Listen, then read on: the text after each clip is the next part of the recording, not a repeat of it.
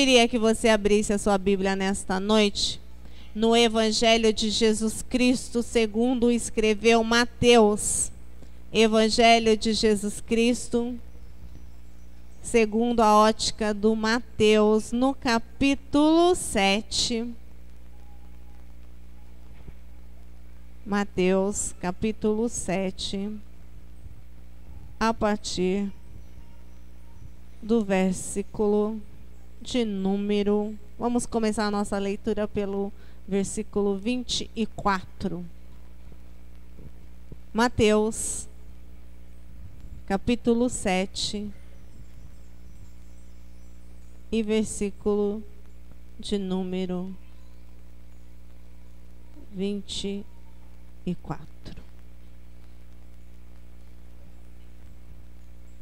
Mateus é o primeiro livro do Novo Testamento. Você abre no capítulo de número 7 e nós vamos ler a partir do versículo de número 24. Amém? Os irmãos encontraram?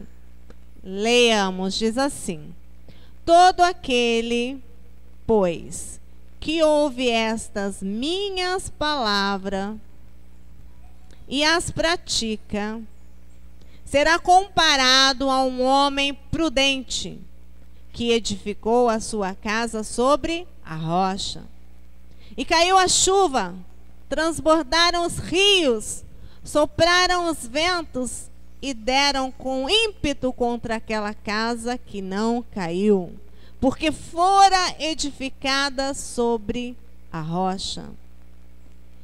E todo aquele que ouve estas minhas palavras e não as pratica, será comparado a um homem insensato, que edificou a sua casa sobre a areia. E caiu a chuva, transbordaram os rios, sopraram os ventos e deram com ímpeto contra aquela casa, e ela desabou, sendo grande a sua ruína.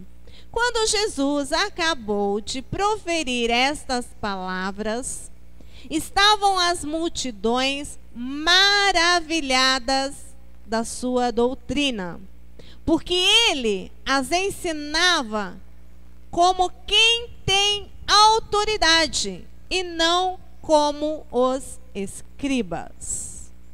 Eu gostaria de, nesta noite, chamar você, chamar a igreja, para nós refletirmos sobre essa multidão que se encontra maravilhada diante das palavras de Jesus. Nós vimos que no finalzinho, Jesus está falando sobre o ouvir aquilo que ele está falando. Como agir diante daquilo que ele tem ensinado, diante das palavras que ele tem proferido ao longo da sua história, ao longo da sua jornada, ao longo da sua caminhada na terra. E ele fala que toda pessoa que ouve as palavras dele e as pratica será comparado a um homem prudente, a uma pessoa que não é abalada facilmente. Nesse finalzinho aqui, quando o Mateus relata sobre a multidão maravilhada, nós vemos ali 3 personagens, né? Nós vemos Jesus, ele fala dos escribas e fala da multidão. Os escribas, quem são? Os escribas eram homens, eram pessoas, eles eram doutores da lei. Eram extremamente conhecedores da lei de Moisés, a lei mosaica. Eles escreviam a lei, eles falavam a lei, eles interpretavam a lei. Porém, eles tinham uma coisa que eles não faziam com tudo aquilo que eles conheciam. Eles conheciam tanto que eles eram chamados de doutores. Nós sabemos hoje que quem faz, por exemplo, uma faculdade, está ali, né? Hoje em dia a faculdade não está significando muita coisa. Mas existem degraus. Tem a universidade, depois tem a pós-graduação, o mestrado e o doutorado. Quando a pessoa é doutor em determinado tema, isso significa que ela conhece profundamente aquele tema. Vamos supor que legislação de trânsito. Existe um doutor em legislação de trânsito. Essa pessoa, ela conhece até a vírgula. Ela sabe falar para você até a vírgula da legislação do trânsito. Por que acontece aquilo? Por que deve ser assim? E esses homens, eles eram doutores da lei. Eles conheciam profundamente, eles conheciam extremamente. Eles interpretavam como ninguém. E as pessoas, a multidão ali, ficou maravilhada com Jesus, porque Jesus não era como eles. Porque Jesus tinha autoridade. Os escribas, eles tinham conhecimento da lei, eles conheciam a palavra, eles conheciam o Pentateuco, eles conheciam a história. Mas eles não tinham autoridade. Eles não tinham o experimento. A outra personagem são a multidão. Geralmente a multidão são aquelas pessoas que não se comprometem com a palavra, não assumem um compromisso com o reino. Elas são pessoas que são levadas por todo o vento de doutrina.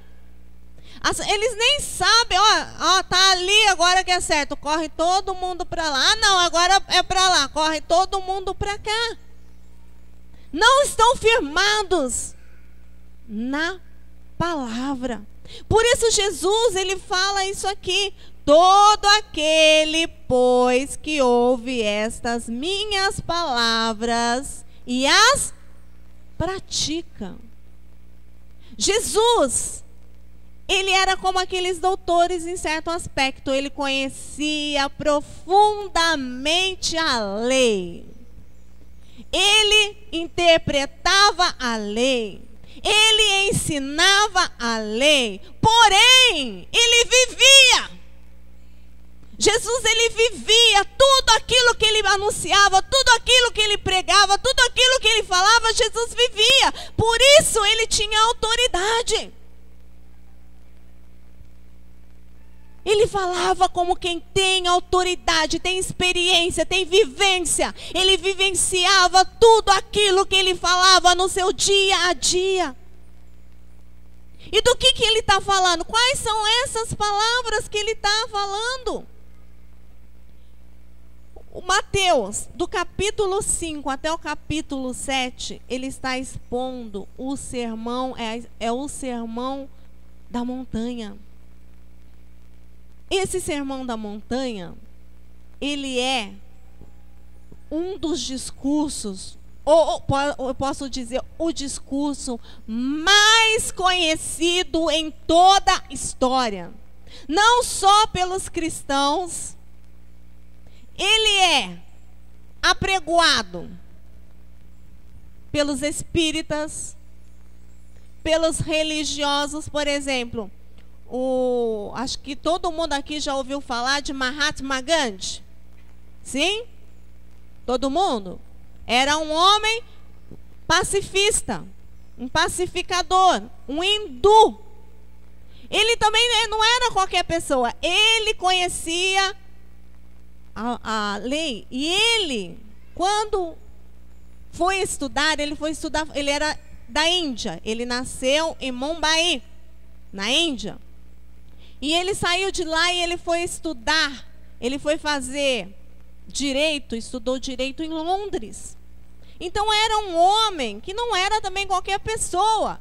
E ele disse certa vez, com relação ao sermão do monte, ao sermão da montanha, como queiram, que se destruísse todas as bibliotecas do mundo, todos os livros do mundo, mas se conservasse o Sermão do Monte, seria como se a humanidade não tivesse perdido nada. E veja que era um religioso não cristão, que não conhecia Jesus. E chegou a falar isso desse sermão da montanha. Por quê? Jesus está se referindo, essas palavras que Jesus está se referindo, é esses ensinamentos do sermão da montanha. O sermão da montanha, se nós formos olharmos, eu gostaria que você folheasse só um pouquinho, só para a gente ver os temas abordados no capítulo 5. Volta só um pouquinho, no capítulo 5. Fala sobre as bem-aventuranças, né? Fala sobre os discípulos, o sal da terra, fazer a diferença, ser alguém que transforme, né? Os discípulos como luz do mundo, cumprindo a lei, né? Que Jesus não veio revogar, mas cumprir a lei. Fala do homicídio, do adultério, dos juramentos, da vingança, do amor ao próximo, da prática da justiça, do como se dar esmola, como orar, a oração dominical, como jejuar, como lidar, né, com os tesouros, fala os tesouros no céu, como lidar com a vida material, a luz e as trevas, os dois senhores, né? A vida funcional, a vida profissional, a ansiosa solicitude pela vida, ou seja, fala da ansiedade, uma coisa muito, né, atual. As pessoas ficam doentes hoje, com síndrome, né, do pânico, ansiedade. Então Jesus já falava sobre isso. O juiz temerário, sobre o julgar. Como julgar? Aquilo de estar apontando, condenando o nosso irmão, né? Que mais aqui? Sobre os dois caminhos, os falsos profetas, os fundamentos, né, que nós acabamos de ler. Então, esses são assuntos, basicamente, que se reportam aos relacionamentos, uma teia de relacionamentos humanos em todas as esferas da nossa vida.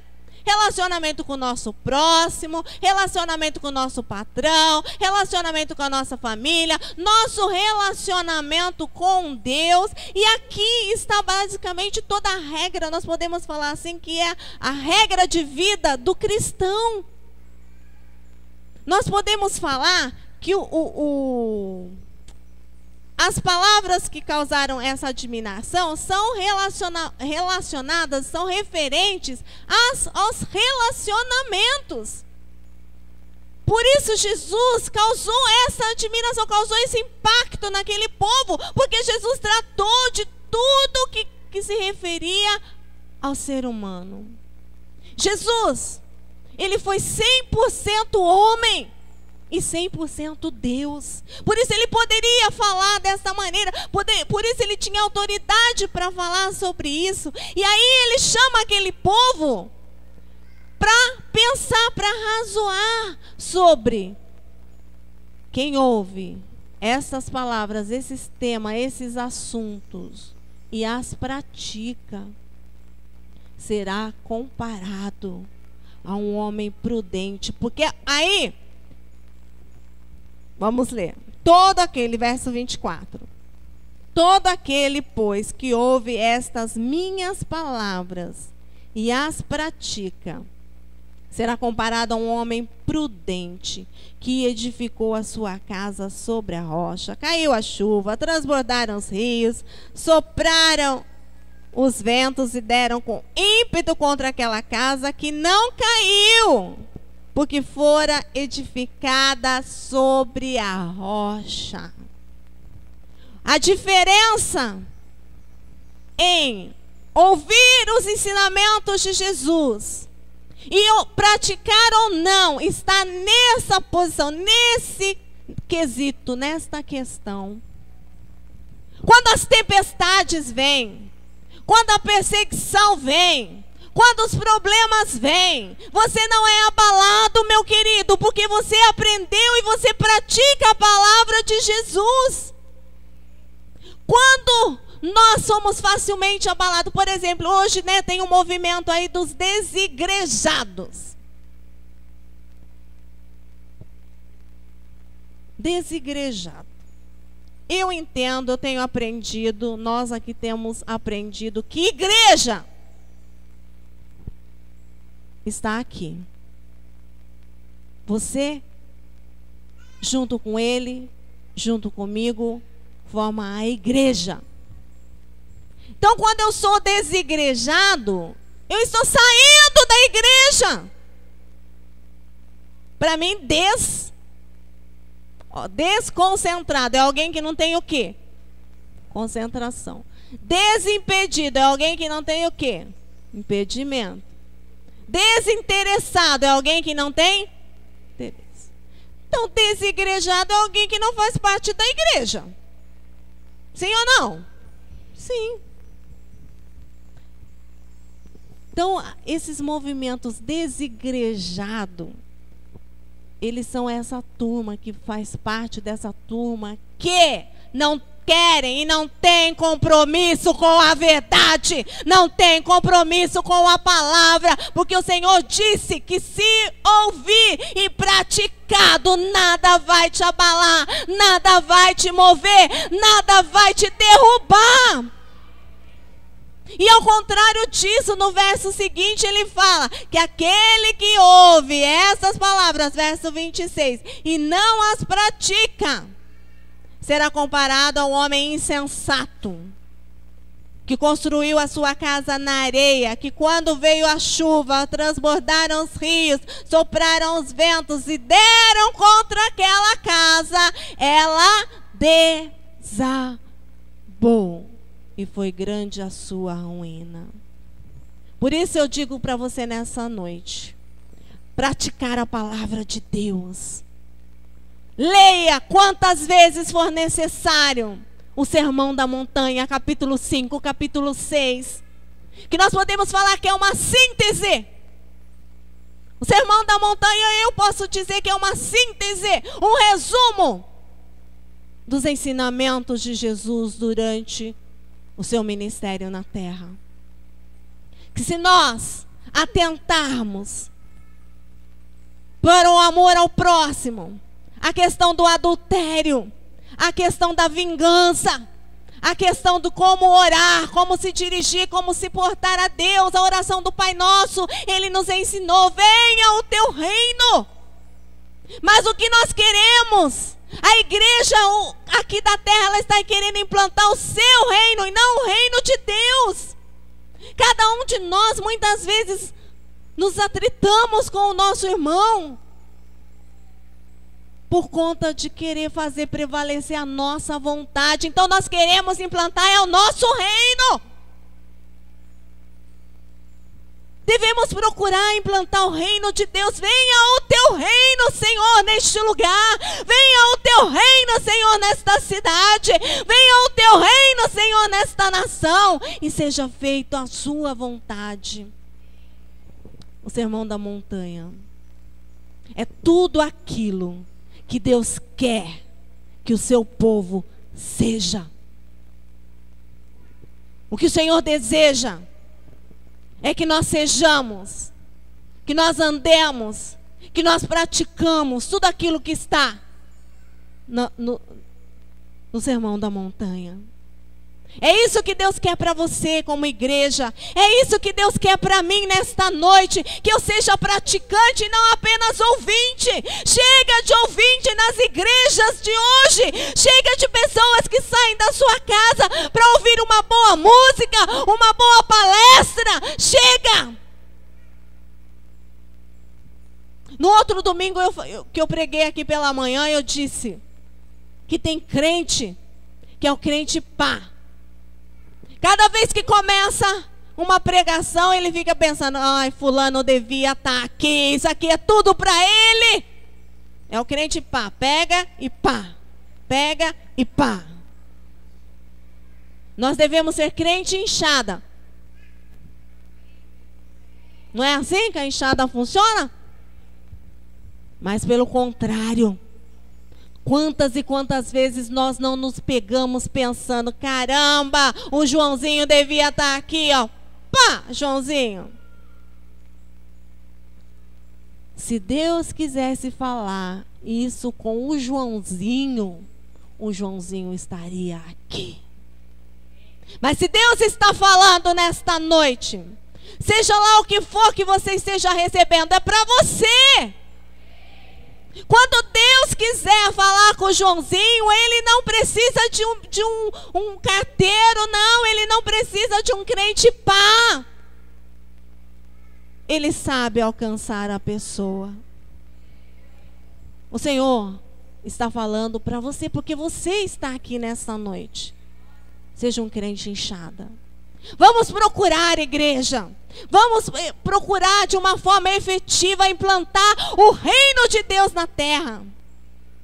Vamos procurar. Outro dia eu conversava com o pastor e nós estávamos falando sobre essa caminhada, passeata da consciência negra.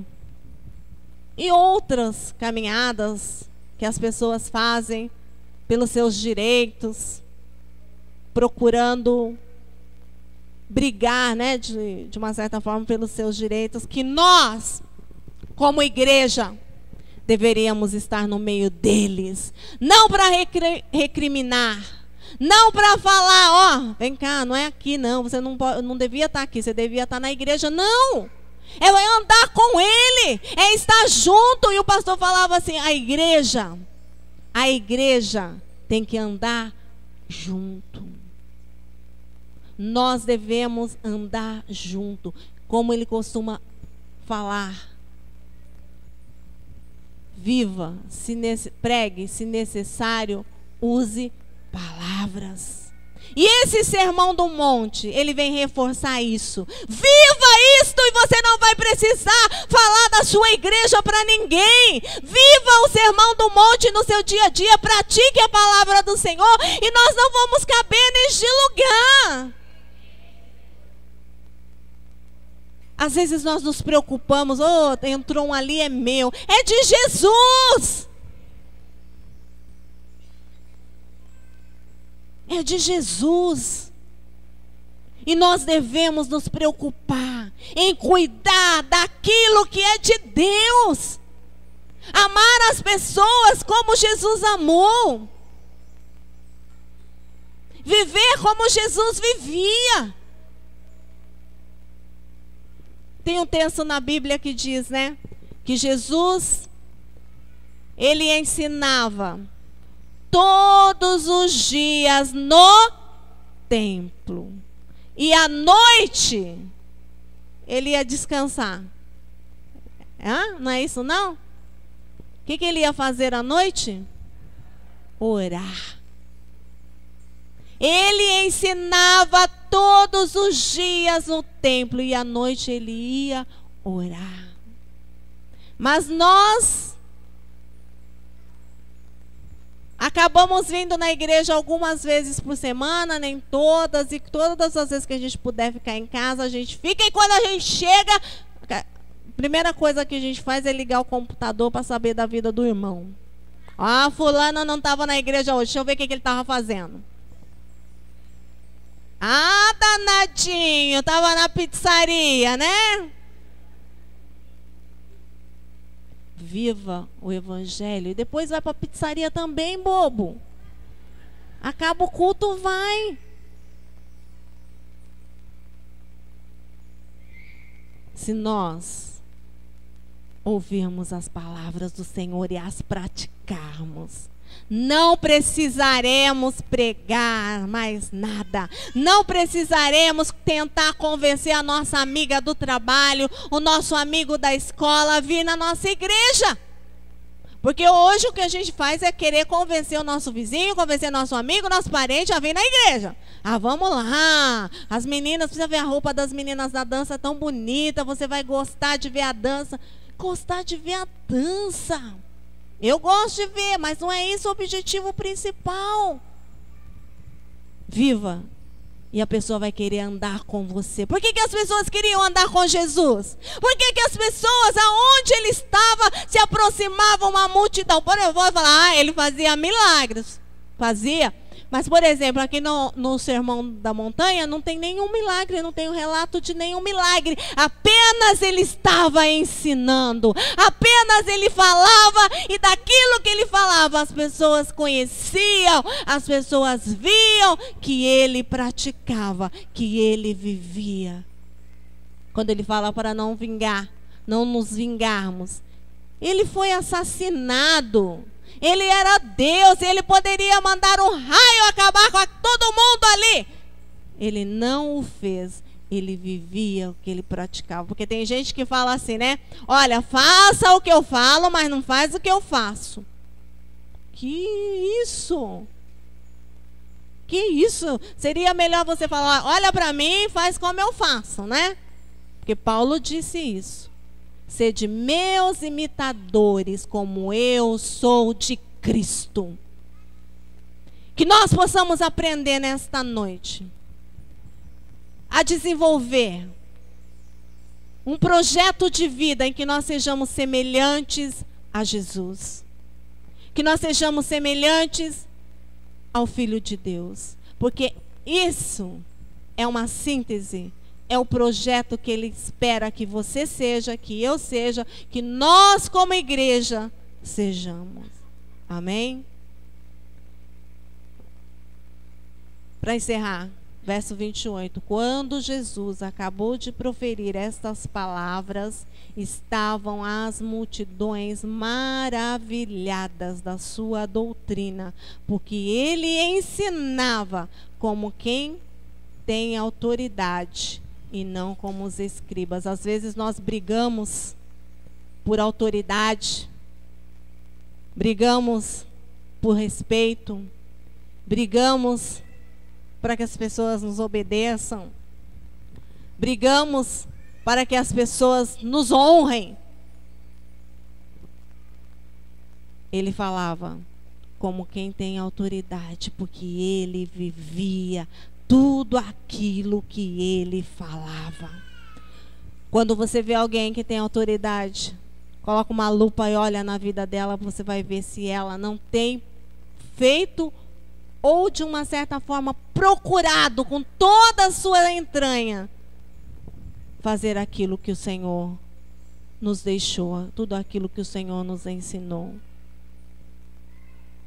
O Sermão da Montanha, ele é simplesmente divino.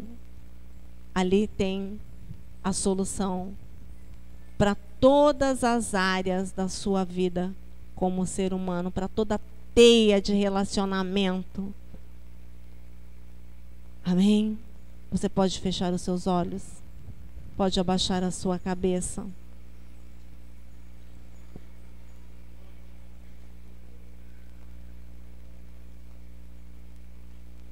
Todo aquele